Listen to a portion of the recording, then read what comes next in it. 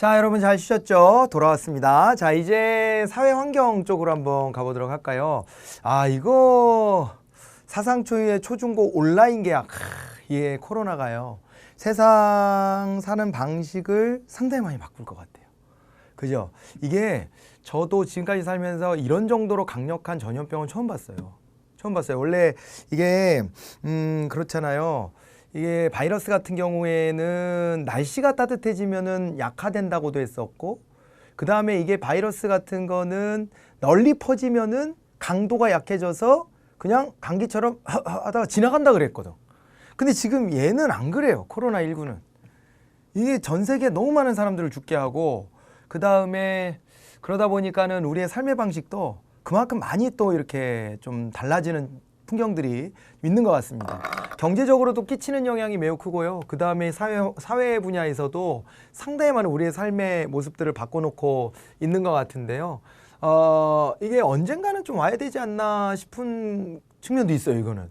우리 교육계가 사실 뭐 이런 얘기를 좀 들어왔었잖아요. 뭐 너무 진부한 표현이긴 한데, 무슨 18세기의 교실에서 19세기의 선생님이 20세기의 학생들을 가르친다. 이제는 하나씩 플러스 시켜야 되겠네. 21세기니까 지금은, 그죠?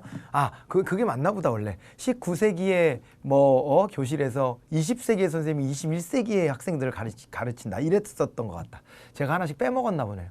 아무튼 간에 이렇게 해가지고 우리 낙후된 시설에서 올드한 선생님들이 미래 세대를 가르친다. 이런 식으로 비판을 해왔는데, 이게요, 일방적으로 선생님이 이렇게 서로 마주보고서 강의하듯이 전달해 주는 것. 우리는 이제 그 필요가 있는 영역이니까 그렇게 하지만, 학교에서 그런 식으로 학생들을 키워내는 것이 과연 맞나? 이거는 우리가 진즉 좀 심도 있게 고민해 봤어야 될 부분이에요. 왜냐하면은 이 의무교육이라고 하는 거, 공교육이라고 하는 것 자체가 산업혁명 당시 영국에서 고안된 방식입니다. 왜? 말귀를 알아듣는 노동자가 필요한 거예요. 완전 까막눈에다가 말이야. 뭔 말 하면은 이거 말도 못 알아듣고 이렇게 왼쪽 오른쪽이 어떻게 되는지도 모르는 사람들을 데리고서 산업화 시대에 기계를 만지게 할 수가 없는 거예요. 네, 그래서 말귀를 알아듣는 노동자를 양산하기 위해서 공교육이라는 형태가 만들어졌고, 이것이 이제 지금의 이 마주보고 있는 선생님이 일방적으로 서서 학생들에게 막 뭔가를 지식을 막 쏟아내주는 이런 식의 교육이 생긴 겁니다. 이것이 없던 시절에 비했을 때보다 훨씬 더 이들의 삶의 수준을 끌어올려줄 수 있게 된 것은 사실이죠. 그건 부인할 수 없는 사실이에요. 그러니까 그런 교육이 없었던 농경사회보다는 훨씬 더 사람들 수준이 이렇게 올라갈 수 있게 기여를 했죠. 그런데 문제는 뭐냐면, 이것과 관련해서 이제 지금 21세기의 정보사회를 한참 우리가 살고 있는데, 과연 이게 20세기에 이 지식을 쌓은 선생님들이 가서 야, 내가 다 알아. 내가 살아보니까 말이야. 나 때는 말이지. 막 이러면서 막 애들한테 일방적으로 주입하는 교육이 이게 과연 맞는 교육이냐 라고 하는 문제 제기가 있죠. 실제로. 그죠? 그래서 스스로 경험하고 스스로 생각해 볼 수 있게 해주는 거, 그 안에서 선생님들이 조력을 해주는 거죠. 밑바탕에 베이스는 깔아주지만은 이거를 갖다가 무조건 막 뭔가를 주입해서 야, 그건 아니야, 틀렸어, 이게 맞는 거야, 이렇게 하는 게 과연 옳은가 싶기도 했는데, 그런데 여전히 그거를 어느 시점에서 끊어내야 되는데 그걸 끊어내기 어렵죠. 왜냐하면 또 우린 또 이제 입시 같은 것도 많이 또 매달릴 수밖에 없기 때문에 현실적으로 그걸 끊어내지를 못하고 있는 거예요. 그런데 이게 말입니다, 온라인 계약이라는 것을 한번 해본 거예요. 그래서 대박난 기업도 있죠, 그죠? 이 화상으로 회의하는 그 어플 같은 거는 굉장히 대박이 터졌잖아요. 근데 이제 이런 것들을 준비하고 해보고 하는 과정들을 한번 경험했다는 것은 앞으로 교수 방법에서 상당히 획기적인 변화에 물꼬가 터진 것이라고 볼 수는 있어요. 일단은 불가피하게 온라인 계약을 한 거지만은 우리가 또 IT 강국인데 이런 것들을 또 못할 거는 없잖아요. 못할 건 없고, 좀 미진했던 부분이 있다면은 그런 부분들 좀만 보완한다면 이제 새로운 시도들을 많이 해볼 수 있는 경험이 쌓였다. 이렇게는 이제 볼 수 있을 것 같습니다.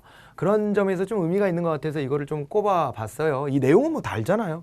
원격 수업 뭐 이런 것들 뭐 이제 대면 수업 이런 거를 있잖아요. 지금 원격 수업을 중심으로 하는 거고 대면 수업을 못 하고 있는 건데 이걸 이제 조금씩 병행을 해나갈 계획에는 있는데 일단은 아직은 지금 이 강의를 하고 있는 이 순간에도 여전히 정부는 여론을 수렴하고 있는 중이에요. 지금 그래도 코로나 확장세가 좀 수그러들어서 하루에 단단히 10이 넘어가지 않는 수치로 이제 나오고 그 중에서도 여러 명은 외국에 나갔다가 들어오는 국민들 이 사람들이 차지하고 있어서 이제 타이밍은 됐다라고 보는데 그래도 조심스러운 거죠. 싱가포르 같은 데가 이렇게 원격 수업도 아니죠. 거기는 계약을 미루다가 야 우리는 코로나 승리했어. 이 승리 선언들을 왜 그렇게 하지? 이 정치인들은 그래서요 우리가 100% 믿으면 안 돼. 정치인들 뽕쟁이 알지도 못하면서 아는 척하고 이런 것 많잖아요. 그러니까 외국의 케이스 말하는 거예요. 우리나라 말고. 그러니까 우리나라가 지금 잘 대응한 거는요. 왜 잘 대응한지 아시겠어요? 이게 아무리 봐도 정부가 이제 정부나 요 관료들이나 정치인들이 자기네가 다 안다. 나를 따르라 이렇게 안 하고 또 정치적 유불리 같은 거 계산하지 않고 그 상태에서 원칙적으로 전문가들한테 맡긴 상태에서 전문가들이 선택하는 것들을 받쳐주고 그러면서 서포트 해주는 거예요. 재정적으로 필요한 거 있으면 하겠다. 이렇게 했기 때문에 이게 성공하는 거예요. 그래서 우리나라가 세계 표준이 돼 있어요. 세계 표준이 돼가지고 트럼프 대통령이 요즘에 욕먹으니까 야 우리 잘하고 있는 거야. 야 이거 나랑 친한 그 문재인 대통령도 나한테 잘했다 할걸? 이렇게 말을 했어요. 아예. 그러니까 우리나라가 표준이에요 지금. 표준인데 표준이 된 걸 잘 곱씹어 보면 정치인이 나서서 정치적 유불리에 따라 움직이는 국가들은 다 실패했다. 다 실패했고 원칙적으로 전문가의 영역으로 이걸 맡겨놨던 우리가 성공한 것이다. 이런 것이고요. 섣부르게 이걸 우리는 탈피했다 이렇게 선언하는 듯한 메시지가 나오는 국가들도 있는데 이런 것들도 조심해야 됩니다. 싱가포르가 이제 그 오류를 범한 거예요. 싱가포르는 원래 국가의 통제력이 강한 나라잖아요. 그게 도시국가에 불과하고요. 그러니까 이 통제가 좀 쉽죠. 그래가지고 여기가 이제 초반에 막 다 봉쇄를 했다고 하고 그래서 우리는 코로나가 안 퍼졌어. 이러고 있다가 야 우리는 이제 끝난 것 같아. 야 계약도 해라. 이렇게 하고 외국인 근로자들도 들어와서 일하게 해.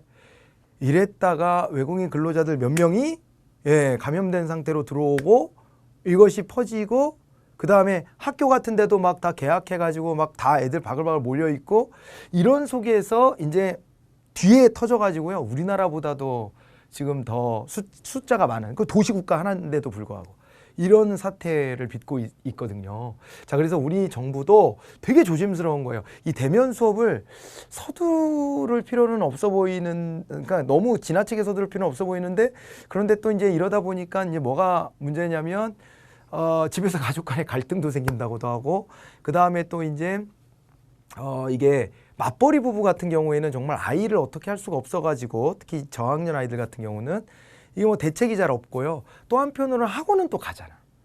또 학원은 가는데 그렇게 따지면 학교만 딱 묶어뒀다고 해서 또 될 문제도 아닌 것 같고 여러 가지를 종합적으로 지금 검토하고 있는 듯해요. 그러나 섣부르게 종식선언을 하고 계약했다 다 와라 온라인 계약은 했지 참. 그런데 이제 학교로 직접 나와라 이렇게 하기는 되게 좀 두려운 거죠. 준비는 상당히 돼 있다는 게 교육부의 설명이더라고요. 자, 그런데 이제 유치원은 이건 다 어울려서 놀아야 되는 것이어서 마스크 끼고 딱 제자리에 앉아서 이렇게 수업 듣는 것도 아니기 때문에 요거는 이제 좀 더 이제 이제 이건 온라인 계약이라는 게 있을 수도 없고요. 어쨌건 이 상태를 좀 지속하겠다 이렇게 하고 있는 그런 상황입니다. 그러다 보니까 이제 생기는 문제가 있어요. 자, 이제 다른 이슈로 한번 가볼게요. 이 과정에서 뭐가 생기냐면은 디지털 격차. 정보 사회에 생겨날 수 있는 가장 큰 문제점 중에 하나가 이 정보 격차 문제거든요. 근데 그게 1차적인 정보 격차는 물리적인 측면에서 와요. 기기를 많이 가지고 있는 쪽과 그러지 못한 쪽. 그래도 우리는 휴대전화, 그 스마트폰도 전 국민이 거의 다 쓰고 격차가 좀 없어 보여요. 없어 보이지만은 실제 스마트폰을 못 쓰는 사람들이 있어요. 있어요. 분명히 있고 그 다음에 또 아이가 우리 집에 셋인데 컴퓨터가 한 대입니다. 이런 집은 온라인 계약을 셋이 못 하는 거야. 그렇잖아요. 집에다 컴퓨터 3대씩 막 가지고 이렇게 쓰진 않잖아요, 보통. 그런데 그거를 또 여유가 있으면 야, 가서 한 대 사와. 이럴 수도 있지만 그런 집은 좀 드물 거고. 그러니까 이 와중에서 이제 또 디지털 격차 벌어지는 거예요. 1차적인 격차고 2차적 격차는 그걸 이용하는 그 질적인 측면의 격차인데, 일단은 1차적 격차도 우리나라에는 덜하다라고 봤지만은 우리나라는 거의 되게 양호한 편이라고 생각했지만 그래도 그 문제가 있었던 거예요. 그래서 이제 원격 수업으로 우려되는 학습 격차 완화를 위해서 중위소득 50% 이하, 중위소득이라고 하는 것은 한번 얘기해 준 적 있는 것 같은데, 이렇게 해가지고 여기가 이제 저소득이고 여기가 이제 고소득이다 이랬을 때 어떻게 하는 거냐면, 이거 일렬로 줄을 세워가지고 그냥 있잖아요. 가장 센터 요쯤 여기 맞아요? 여기 가장 센터에 있는 게 이게 이제 중위소득이에요. 여기가 이제 중위소득입니다. 중위소득. 얼마 벌었어요? 이렇게 물어봐야 돼요. 가장 중간에 서 있는 사람한테. 그래가지고 여기에 봐봐요. 중위소득 50% 이하라는 얘기는 무슨 얘기냐면, 중위소득이 50%니까 요 밑에냐? 아니고요. 여기 소득 수준의 절반을 딱 찝는 거예요. 여기 소득 수준의 절반. 이거를 우리가 상중하 나눌 때 하층이라 그러는 거예요. 하층. 여기 밑에 있는 사람들 있잖아요. 여기 있는 사람들 하층이에요. 여기가 이제 중위소득의 50% 수준이고요. 거꾸로 있잖아요.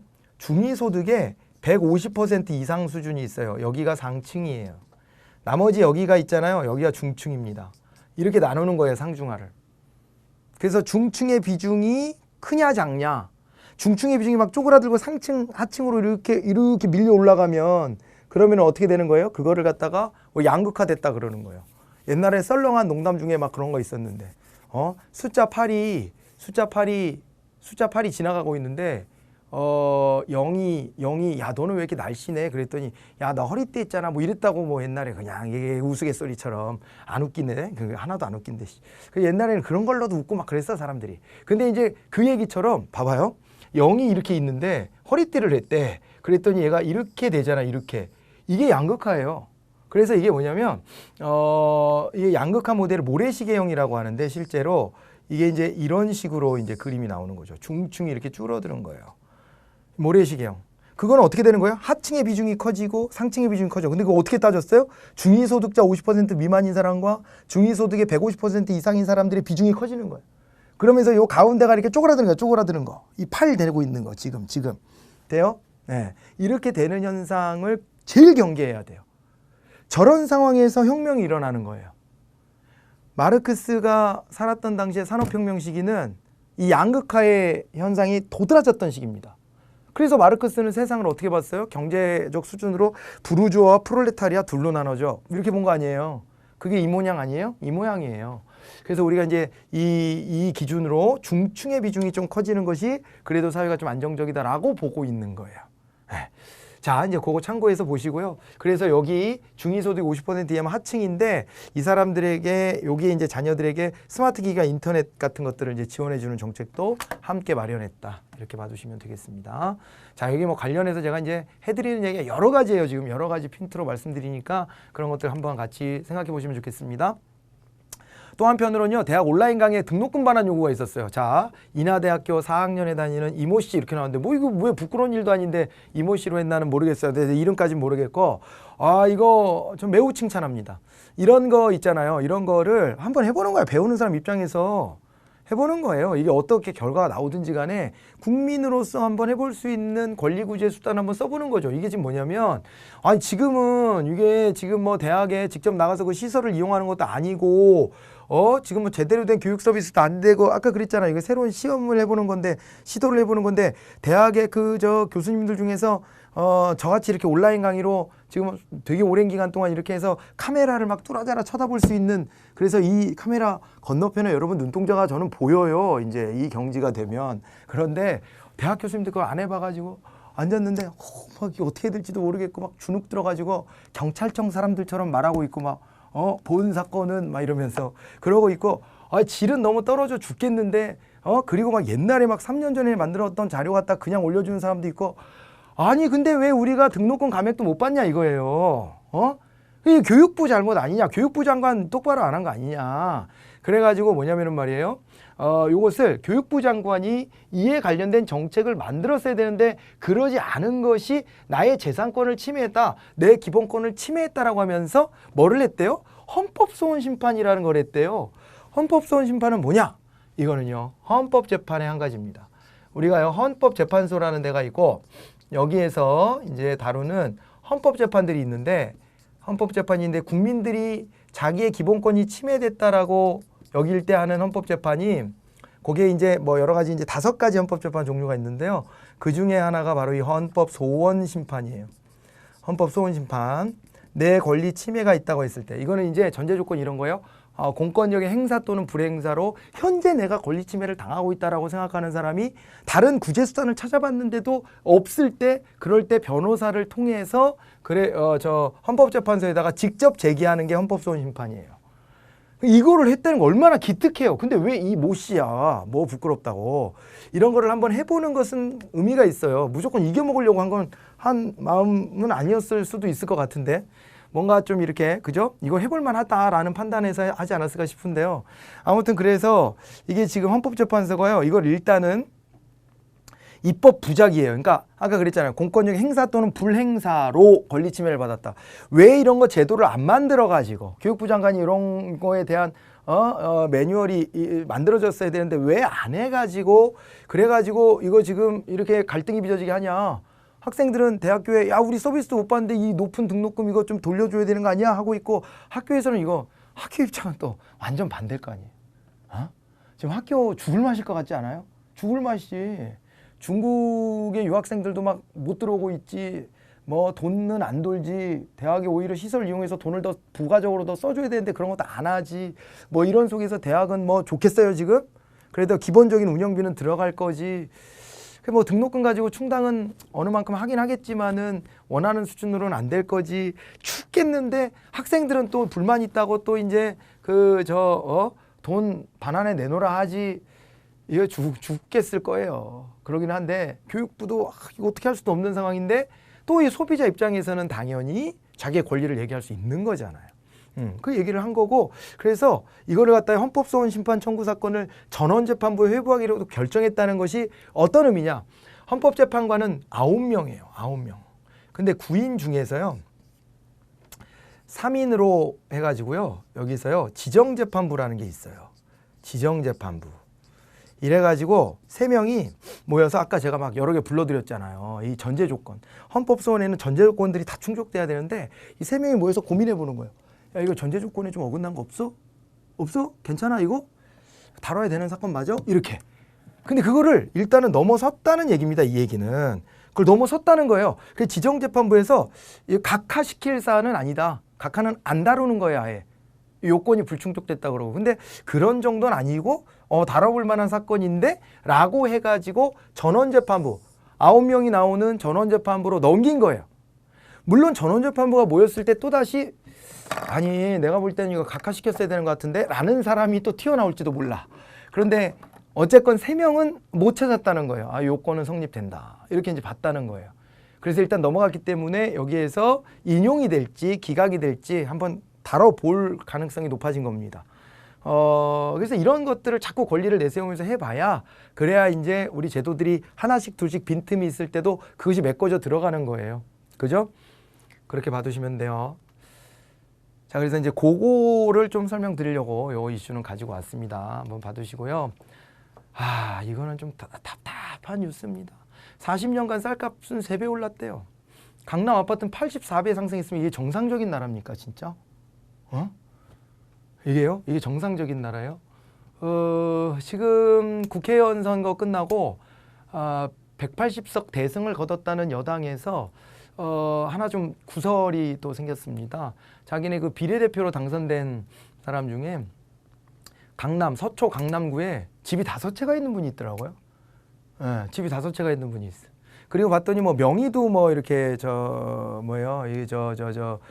동생 명의로 해가지고 있잖아요. 세금 탈루하려고 동생 명의로 해가지고 집을 샀다가 뭐 이렇게 하고 막 그런 분이 있어. 그거를 사전에 공천할 때 걸러냈어야 했는데 그걸 걸러내질 못하고 당선자가 된 거예요. 당선자가 됐는데 이거 언론에서 이제 파가지고 이거 문제가 있지 않냐 그러니까 그 선거 직전에 이제 그게 터졌는데 그때 사퇴하라고 이렇게 종용했다가 잘 안 됐다고 조용히 있다가 이제 당선이 되고 난 다음에 사퇴하라고 이제 시끄럽게 말하고 있어요.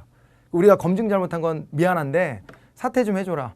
그러면 비례대표는 정당 몫으로 떨어진 것이기 때문에 그 당선된 사람들 쭉 있잖아요. 거기에 그 다음 순번이 승계할 수 있거든요. 사퇴 좀 해달라고 요구를 하고 있는 상황인데 본인은 억울하다. 나 그런 투기꾼 아니다. 이렇게 우기는 거죠. 모르겠습니다. 투기꾼은 아닐지 모르겠지만 서초 강남에 집 5채 있는 것은 몸이 5개도 아닐 텐데 아니면 집안이 무슨 풍비박산 나서 한 사람씩 다 따로따로 살고 계신가? 모르겠는데요. 욕심이 좀 많은 건 사실인 것 같아요. 돈을 벌고 싶은 거예요? 공익을 실현하고 싶은 거예요? 그분은?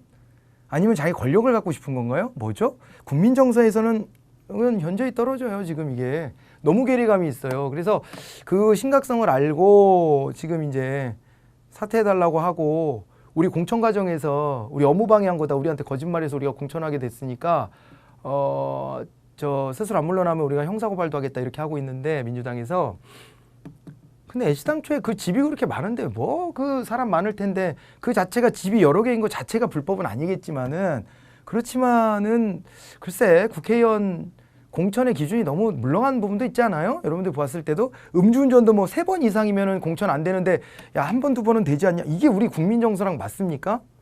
옛날에는 물론 이제 음주운전 같은 것도 그 뭐예요? 이게 뭐 자기 과시용 나 안 취했어 뭐 이런 걸로 써먹었던 게 있으니 옛날 기준에서는 좀 그랬으니까 봐줘 이런 건데 그거 서로 떳떳하지 못한 기성세대들이 자기네 기준으로 계속 그러고 있는 거잖아요 지금. 그러니까 이 국민 눈에는 안 좋아 보여요. 이런 기준들도 한 번쯤 우리가 생각해 볼 때가 됐지 않았나 하는 생각 좀 들더라고요. 이게 봐봐요. 그런 양반들이 결국에는 강남 서초에 불필요하게 아파트들 많이 보유해서 이렇게 올라가는 거 아니에요? 그리고 강남이 올라가면 나머지 주변의 신도시들이 올라가고 신도시들이 올라가게 되면은 그 또 인근에 있는 지역의 아파트 가격이 올라가고 서로 그런데 그게 실거래 주거 목적이 아니라 서로 갭 투자 같은 거 해가지고 말이에요. 전세 넣고 그다음에 얼마 이거 전세가하고 매매가의 차이 얼마 안 나니까 그거 끼워서 넣고 그래서 정부가 지금 현 정부가 어떻게 하고 있어요. 갭 투자 막으려고 대출 같은 걸 촘촘히 이렇게 제한하고 있는데 그 속에서 자기네가 아무튼 그 공천이 느슨하게 됐다는 것은 뼈아픈 대목이죠. 스스로가 할 말이 없잖아요. 그렇게 하면은 스스로가 실천을 잘해야지. 그래서 이게 어떤 매체 보도를 보니까 우리 종합부동산세 내는 사람이 전 국민의 1%입니다. 1%인데요. 그런데요. 국회의원 당선자 중에는 거의 30%래요. 비정상 아니에요? 비정상이죠. 국민을 대표하는데 어떻게 종부세 내는 사람이 국민의 1%인데 국회의원 당선자는 30%입니까? 이런 거 좀 세게 우리가 이제 국민들이 얘기해야 될 타이밍이 된 것 같아요. 그 다음 단계로는. 우리가 이래야지 세상이 좀 살만해지죠. 의식주잖아요. 의식주. 의식주를 해결 못하는 국가는 존재 이유가 없다고 저는 생각해요. 의하고 식은 우리가 상당 부분 해결해 가고 있지만은 주 문제는 너무 심각하잖아요. 우리나라 국민들은요. 재테크의 올인을 아파트에다가 하고 주택에다가 해요. 그러다 보니까는 이런 거에 좀 우리가 좀 이렇게 느슨하게 말해줘요. 그거 그럴 수도 있지. 집을 그 투자의 대상으로 삼을 수 있지. 그냥 그렇게 널널하게 생각해. 그런 거에 비하면은 기업에다가 투자해주는 주식을 사면은 야, 저 투기꾼 아니야? 뭔가 정보를 얻고 뒤에서 뭐 안 좋은 방향으로 이렇게 해가지고 한 거 아니야? 주식 투자는 또 되게 나쁘게 보고 그러면서 집에다 투자한 거는 좀 넘어가지고 이런 희한한 정서가 형성돼 있고 여전히 이제 나도 언젠가는 로또가 내 지갑에 로또가 이게 이번 주에 될 거기 때문에 나도 강남에 아파트 하나 사야 되고 이런 마인드를 가지고 있는 사람들이 많아요. 그러니까 이런 것들이 구성의 오류라고 그래요. 구성의 오류. 구성의 오류. 구성의 오류인데요. 이게 뭐냐면요. 자 봅시다. 우리 냉정하게 갑시다. 내 사익을 위해서는 아파트에다가 투기하는 게 맞아. 그게 나한테 이득이 돼. 그래서 이거는요. 봐보세요. 개별적으로는 합리적이에요. 합리적인 선택이에요. 합리적 선택. 근데 원래 경제학은요. 개별적으로 합리적 선택을 하면 이 개체들이 다 합리적 선택을 하면 전체도 합리적이다라는 걸 전제로 깔아요. 원래가. 그렇게 까는 거예요. 근데 구성의 오류는 그 경제학의 기본 원칙에서 벗어나진 걸 말하는 거예요. 그래가지고 개별적으로 합리적이지만 전체적으로는 뭐가 됐다? 전체적으로는 불합리한 결과가 초래되는 거예요. 원래 경제학은 이게 합리적이면 얘도 합리적인 거예요. 개별적인 게 합리적이어서 전체도 합리적인 거예요. 경제학의 기본 베이스가 그거예요. 그런데 이거는 깨진 거예요. 개별적으로는 집에다가 투자하는 게 맞잖아요. 얼마나 합리적이에요. 돈 까먹을 가능성도 별로 없고 좋잖아요. 주식은 잘못 사면 꼭 내가 산 주식은 꼭 떨어지거든. 응? 얼마나 합리적이야. 그런데 다 같이 모여서 이렇게 해봤더니 사회에 여기서부터 저출산 고령화가 나온다고요. 앞에서도 얘기했던 건데 이거 보니까 또 깝깝해져 갖고 한번 더 좀 말씀드렸고요. 그래서 이 구성의 오류라고 하는 것도 꼭 하나 경제학의 오류로 하나 알고 계시고 그런 점에서 이건 문제가 심각한 거예요. 이거를 방치할 수는 없는 노릇입니다. 그리고 강남만 따로 제가 그 얘기를 한번 해드리는 기억이 나요. 강남만 따로 그냥 여긴 집값이 오르든 말든 사치제니까 냅두자. 근데요 그게 거기서만 멈추는 게 아니라 인접적으로 점점 이게 확산 효과를 만들어내기 때문에 강남 집값을 그대로 두기가 어려워요. 그들만의 리그라고 하기에는 그게 좀 이제 파급되는 영향이 너무 전국적이에요. 그런 면들이 있고 상징적으로 여기를 안 잡으면 투기꾼들이요. 저 지방 도시들도 돌아다니면서 관광버스 대절해서 돌아다니면서 투기하고 다녀요. 그런 사람들 많아요. 그래서 이 부분에 대해서 좀 우리가 한 번 더 좀 생각해보는 계기가 됐으면 좋겠고 특히 이거 봐요. 쌀값 3배 오르는 사이. 이게 우리 빈부격차가 얼마나 커지고 있다는 겁니까? 이게 노동자, 농민들, 그중에 농민, 이거는 농민들. 농민들은 이게 봐봐요. 이게 나머지 여기를 봐야 돼. 자, 봐봐요. 음마 아파트 얘기하는데 여기 진짜 여기 거의 뭐 아파트가 진짜 너무 오래됐거든요. 그런데 83.5배가 40년간 상승했는데 그런데 이제 이거 봐요. 농수산물과 공산품 등 소비재 대부분의 명목 가격 상승률은 1인당 GDP 상승률보다 낮아서 실질 체감 가격은 하락했다. 실질 물가가 떨어진 거예요. 물가가 사실상 떨어진 겁니다. 농수산물, 공산품은 다. 우리가 경제 팽창하는 속도보다 이게 물가가 오른 게 더 낮아서 물가가 떨어진 적은 없지만 명목값으로는 물가가 올랐지만 이거보다 더 빠르게 우리 소득이 늘었기 때문에 실제 구매할 수 있는 수준에서 보면은 우리가 더 여유가 생겼는데 집만 이렇다고요. 이 문제 해결 안 하면 우리나라 삶의 질 담보 못 합니다. 절대로. 그러니까 몇몇 명 투기하는 사람들조차고 전 국민이 다 고통에 빠지는 거예요. 이 나머지랑 이거 대비해서 한번 봐보셔야 돼. 네. 자, 그리고 요거 이제 관심 있으신 분들은 요런 데 있잖아. 이 보고서 이런 것들 한 번씩 또 다운받아서 무료예요. 무료. 여기 들어가시면은 딱 다운받을 수 있어요. 다운도 한번 받아보세요. 자, 이게 민식이법이 논란이에요. 우리 아동 안전에 관련된 법이 어제 다 통과됐어요. 민식이법하고 몇몇 개 전에 통과가 됐고 남은 법들이 좀 있었습니다. 남은 법들이 다 통과됐어요. 이제 어린이 안전 관련해서 요구됐던 것들이 다 통과가 됐는데요. 이거 아까 말들이 많더라고요. 어린이 보호구역에서 발생한 아동교통사고를 줄이기 위한 민식이법이 3월 25일부터 시행됐다. 이렇게 돼 있는데요. 이 민식이 부모님한테 막 공격을 하면서 그러면서 이 법 때문에 뭐 우리를 다 잠재적 범죄자로 만들었다는 댓글들이 엄청 많은데 자, 우리 한번 따져봅시다. 운전자가 안전의무를 다하지 않아 스쿨존에서 어린이 사망사고를 냈다.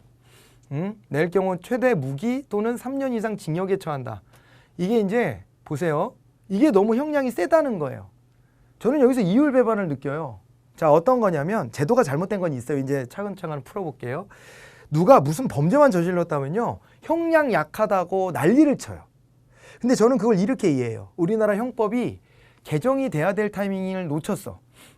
평균 수명이 이렇게 길어진 상황에 수십 년 전에 만들어진 양형 기준을 바탕으로 해가지고 그 벌금이라든가 아니면은 그 형량 자체가 기준이 좀 낮아요. 그거 사실이에요. 지금은 우리가 이제 수명에 대해 느끼는 게 과거보다 훨씬 길어졌기 때문에 이게 3년 이거 너무 솜방망이 쳐버리 이렇게 돼버린 거예요. 이게 원래 3년부터가 장기형이라고 보는 거거든요. 근데 우리 인식의 3년은 이제 인생을 길게 사니까 저 정도는 가벼이 갔다 올 수 있는 시간이라고 사람들이 생각하기 시작했어. 그렇게 생각해가지고 양형 기준 너무 약하다고 무슨 범죄만 생기면은 저거밖에 처벌 안 했다고 난리예요. 그런데 이거는 좀 세다고 이제 주장하는 거예요. 거꾸로. 교통사고는요, 그럴 수도 있지. 애가 튀어나왔는데, 애가 그냥 나도 모르게 튀어나왔는데, 그거를 갖다가 왜 운전자한테 이렇게 바가지 씌워? 이런 식의 여론이더라고요. 근데요, 이 법을 잘 보면 이런 부분도 있지만은 전제가 뭐냐면 인근에 주차를 못하게 하는 것도 핵심이고요. 주변에 이제 과속 방지 카메라도 다 설치하고 신호등 다 의무적으로 설치하고 이런 것들이 들어가요. 그런 전제 조건 하에서 사망 사고가 났다면 운전자가 잘못했을 가능성이 많고요. 이 운전자는 속도는 이 민식이의 사고에 관련된 이 가해자는 속도는 높지 않았더라고요. 그런데요, 그 영상을 보면 애를 치고 바로 안 서요. 전방 주시가 안 된 거예요, 이거는. 그리고 주변에 차들이 두루룩 서 있는 거 있잖아요. 그런 부분들 있잖아요. 그런 부분들의 전제 조건이 또 좋지 않은 게 있었어요. 그래서 이제 그거를 바꿔서 아이들을 좀 안전하게 하자는 게 취지예요. 그럼 최대한 이거를 우리가 지켜보려고 노력해야 되는데 사고가 났을 때 운전자 너무 억울하지 않냐, 애가 튀어났는데. 여기에 많이 주목을 하고 이거를 막 공격하더라고요. 그리고 자기 자식 잃은 부모한테 왜 이렇게 공격들을 합니까, 이게. 저는 그거는 좀 불만이에요. 그러니까 나머지는 우리가 생각해보고 따져봐야 될 지점들이 있다라고 보는데, 이게 그럼 형량인가? 아까 제가 문제점 얘기했잖아요. 다른 거 형량, 그것도 정리해 드릴게요. 다른 거 대비 이건 형량이 높다 이 말이에요. 그거 이해합니다. 그거 무슨 얘기인지. 그러니까 다른 거는 너무 옛날에 만들어 놓은 형량은 너무 낮은 상태로 돼 있고, 그런 속에서 이것만 갑자기 높게 들어오니까 이 형평성이 안 맞다라고 하는 거. 우리가 이제 그 설명을 한번 해드려 볼게요. 편들어 드릴 건 편들어 드리고 아닌 건 아니라고 얘기해야죠. 자, 이거 봐보세요. 우리가 이제 생각할 거리들이에요. 제가 뭐 여러분들과 논쟁하는 건 아니니까 이런 생각들을 다 종합적으로 해봐야 된다는 거예요. 자, 보시면 이게 뭐냐면은 이제 이게 우리가 그렇습니다. 이게 죄형 법정주의라는 게 있어요. 죄형 법정주의가 있고요. 법정주의. 그래가지고 이게 뭐냐면은 범죄와 형벌은 법률로 정해야 된다는 건데, 이 원칙의 세부 원칙들이 있습니다. 그 중에 적정성이라고 하는 게 있어요. 적정성의 원칙. 이 적정성의 원칙이라는 게 5가지 중에 하나로 들어가는데, 이 적정성의 원칙은 양형 기준들이 그 범죄의 정도에 따라 가지고 적정하게 들어가야 된다는 겁니다. 그런데 이게 다른 범죄에 비해서 높은 거 저 동의가 돼요. 그거 얘기하려고 했어요. 그래서 그 문제 제기는 타당해요. 그러면 어떻게 가야 될 것인가에 대해서 우리가 일관성이 있어야 된다는 거예요. 다른 형량을 같이 올리는 방향으로 가자는 것인가, 아니면은 지금의 기준으로 얘를 낮추는 게 우선인 것인가, 이 판단은 좀 서야 될 것 같아요. 그죠? 그래서 어쩔 때는 너무 형량이 낮다고 뭐라고 하고 이거는 형량이 높다고 뭐라고 하는 것은 좀 이건 충돌되는 지점이 있다. 그거 말씀드리고, 그 문제 제기는 가능한 얘기인 것 같다. 가능한 얘기인 것 같지만은 이 법이 갖고 있는 주변의 어떤 환경 개선에는 주목하지 않고 요 결과에 대해서 운전자가 처벌을 세게 받을 수 있다는 것만 갖고 또 얘기하는 것은 또 좀 이거는 좀 그거는 좀 납득하기 어려운 부분이 좀 있긴 하더라. 그러니까 종합적으로 우리가 좀 여러 가지 제도를 다 같이 좀 들여다볼 필요는 있는 것 같다. 그리고 이건 좀 하지 말자. 자식 잃은 부모한테 가서 공격하지 말자. 그죠? 이 부모가 자식이 살아 돌아오는 것도 아닌데 이걸 하는 것은, 이것은 다른 집 아이들은 좀 안전하자는 그런 마음이 있어서 하는 거잖아요. 자식 잃은 슬픔이 있는데도 제도를 바꾸자고 가서 열심히 노력한 사람들한테 쫓아가가지고 악플 달고 이렇게 하는 것은 그렇잖아요. 이거 국회의원들이 만든 법이다 라고 이분들도 얘기하죠. 국회에서 만든 법이잖아요. 국회의원들한테 양형 기준 어떻게 할지를 우리가 한번 논의하자고 합시다. 그렇게 해야지 이게 맞죠. 자꾸 이게 그 세월호 때도 그렇고요. 우리가 하지 말아야 될 선은 있잖아요. 그게 공감 능력이에요. 그거는 우리가 이제 이 공부를 하고 말고를 떠나서라도 좀 아쉬운 대목입니다, 많이. 그러면서 거기 댓글 이렇게 단다? 내가 이해는 되는데 이렇게 돼요. 이해된 사람은 그렇게 말 못해요. 공감 능력이 있는데 그렇게 한다고요? 저는 못한다고 봅니다. 못한다고 봐요. 왜 그 부모를 타겟팅해서 그래요? 그 주장은 당사자로서 그런 주장을 할 수도 있어요. 국회에서 그거는 어떻게 할지는 국회의원들이 정한 거지 그분이 국회의원입니까? 그러니까 그 주장을 했다고 해서 다 문제 삼기 시작하면 우리 세상에 다 각자가 자기 생각을 다 말하게 돼 있는데, 그 여러분들도 다 욕먹어야 될 사람들이에요. 다 자기 중심에서 자기의 기준에서 말하고 있으니까. 그건 제도를 만든 사람이 아니잖아요. 제도를 만든 정부와 국회에 대해서 우리가 다시 한번 할 말이 있으면 하고 피드백하는 거예요. 그렇게 하는 거지 왜 이분들한테 가가지고 그렇게 하냐. 이 부분은 우리가 조심해야 될 부분이고 그러지 말자. 사회적으로 적어도 우리가 좀 성숙된 사회라면 이거는 하지 말아야 될 일인 것 같아요. 그건 확실하게.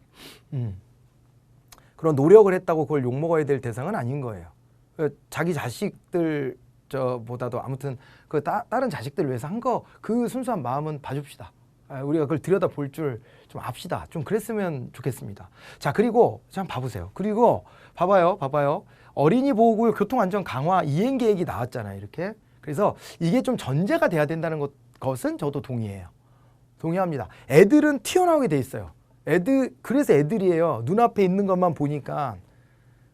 그래놓고 엄마가 불러서 애가 길을 막 건너다가 그랬으니까 엄마 책임이다. 이거 진짜 사람이 할 소리입니까 이게? 같이 분노합시다. 이거는 좀 그 얘기 좀 하고 싶었어요. 제가 그냥 에이씨 그런 말 하면 안 되는데 여러분들하고 지금 그러려고 만난 건 아닌데 너무 이거는 좀 네. 자, 지나갈게요. 이제 그 정도 하고요.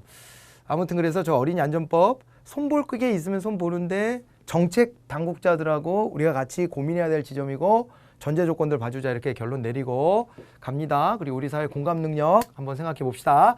국제 외교로 이제 넘어갑니다. G20 특별 화상 정상회의를 했는데요. 이것도 코로나 협력 관련해 가지고 이걸 했어요. 그래서 이것도 화상 정상회의가 가능하구나라는 걸 보여준 거예요. 원래 G20회는 항상 돌아가면서 개최하고 모여서 만나서 얘기하고 그랬던 거거든요.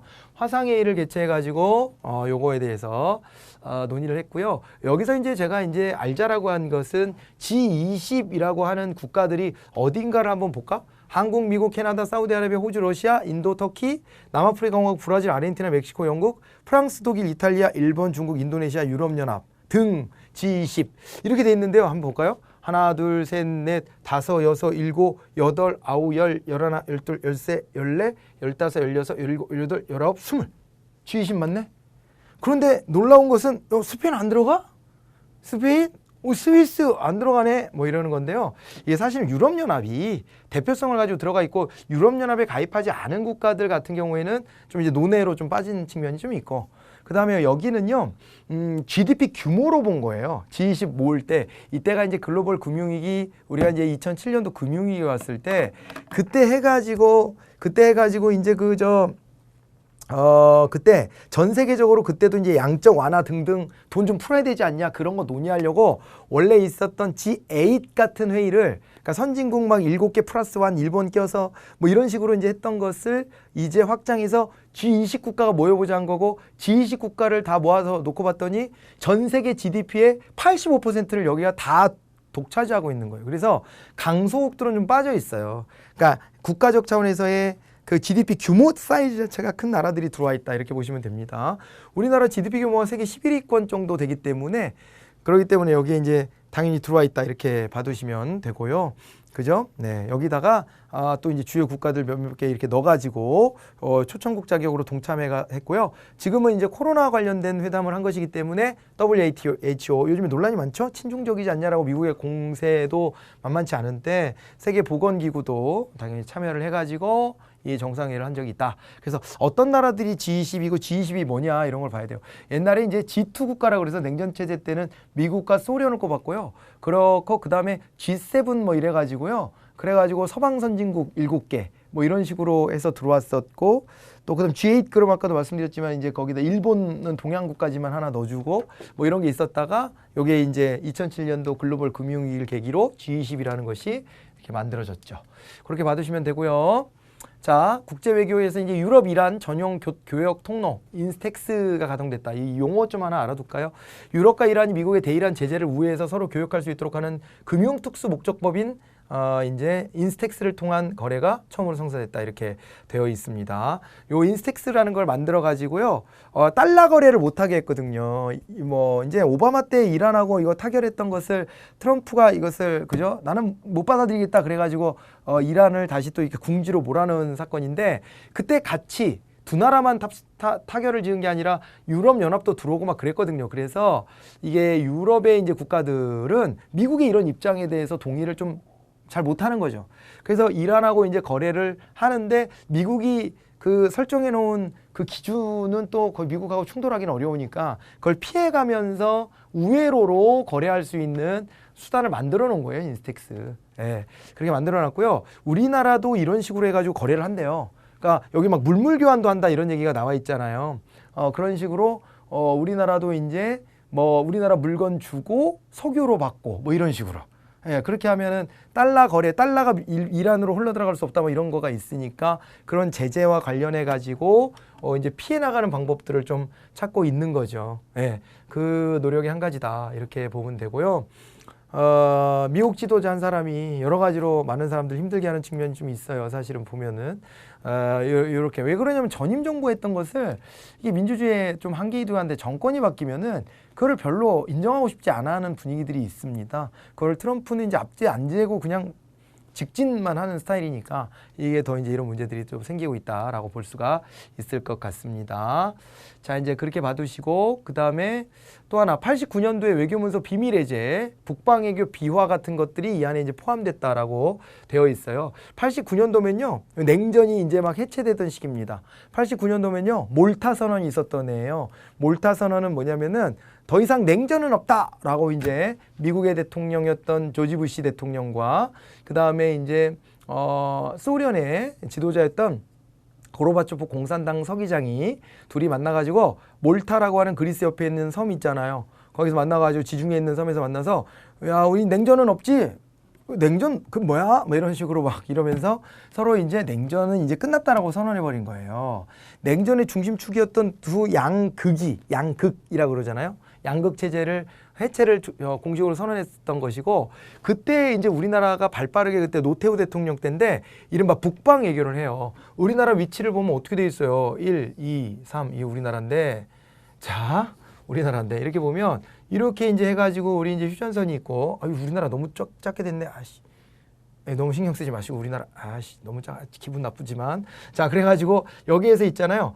북한하고 맞닿아 있는 데가 여기 중국 여기가 이제 소련 당시에는 그리고 이제 저기 가면 여기 동유럽 이런 나라들이 이렇게 다 있는 거잖아요. 여기 뭐 중간에 몽골 이런 데 다 공산주의 국가들이었어요. 그러다 보니까 우리 입장에서는 이 위쪽으로가 다 뭐가 되는 거예요? 여기가 다 공산주의 국가들이고 여기랑은 안 놀았단 말이에요. 국제사회가요. 서독의 외무차관이 맨 처음에 선언한 건데 자기 이름을 따서 우리가 이제 부르고 있어요. 할시타인 원칙이라고 하는 게 있어요. 할시타인 원칙. 야, 우리는 동독하고 노는 나라하고는 우리는 안 논다. 이런 걸 선언한 거예요. 그런 것이 우리나라에도 적용이 돼가지고요. 그래가지고 자유주의 국가들하고는 우리가 외교 관계를 맺지만은 이제 공산주의 국가들하고는 안 논다. 이렇게 했던 것인데 그게 좀 완화됐던 게 이제 대탕트 시대 때 냉전이 잠깐 좀 완화됐을 때가 있었잖아요. 대탕트 시기 때 1973년도에 우리가 이제 뭐가 있었냐면 그 6.23 평화통일선언이라는 게 와요. 그래가지고 6.23 평화통일선언하면서 아주 적성국가가 아닌 이상은 우리가 또 뭐 이렇게 뭐 중립국이나 아주 우리랑 적대적인 데가 아닌 데는 뭐 얘기할 수 있어 뭐 이런 식으로 좀 풀었다가 그랬다가 요때 이제 냉전이 종식됐던 시기엔 아예 우리가 북방 외교로 가는 이유가 북쪽으로 이렇게 뻗어나가요. 여기는 제외지만 북쪽으로 뻗어나간다라는 식으로 우리나라 입장에서 북쪽에 있는 나라들이 다 공산주의 국가들이네 이러면서 북방 외교를 펼쳤던 것입니다. 근데 그때 이렇게 차관도 주고 이렇게 했던 거 있잖아요. 그런 부분들이 이제 공식화된 거죠. 알고 있었어요, 우리가. 알고는 있었는데 외교문서가 비밀로 30년 묶여 있었기 때문에 확인은 못하고 있었던 건데 이제 확인도 됐다. 이 나라들이 그때 경제적으로 되게 어려웠기 때문에 우리한테 차관 같은 것들을 막 이제 요구하고 그래서 그래 좋다 그러고서 이제 맺어주고 대신에 우리가 먼저 시장 개척을 좀 이렇게 해나간 거죠. 그래서 경제가 더 팽창하는데 되게 기여를 많이 한 정책으로 높게 평가를 받아요. 예, 북방외교가. 그렇게 봐두시면 되고요. 그 다음에 이렇게 차관 같은 것들을 주고 외교를 맺고 국민들한테는 비공개하고 이렇게 하는 것은 일종의 이것은 있잖아요. 부패는 부패인데 백색 부패에 가까울 수 있어요. 우리가 부패라는 이름을 붙이긴 하지만 국익을 위해서 하는 부패다. 그러면 이건 백색 부패 성격이 있다고 봐주셔야 돼요. 그러니까 우리가 진짜 나쁜 부패는 흑색 부패 이렇게 이제 구분하고요. 애매한 건 회색 부패 그리고 요거는 이제 이거는 백색 부패 이렇게 이제 볼 수 있는 여지가 있는 거죠. 알겠죠? 네, 이런 것까지 같이 한번 보도록 합니다. 자, 그리고 이제 북한 안보 여기서부터는 다음 시간 마지막 시간에 이제 몰아서 말씀을 드리도록 할게요. 고생하셨습니다. 잠깐 쉬었다 다시 뵙죠. 고생하셨어요.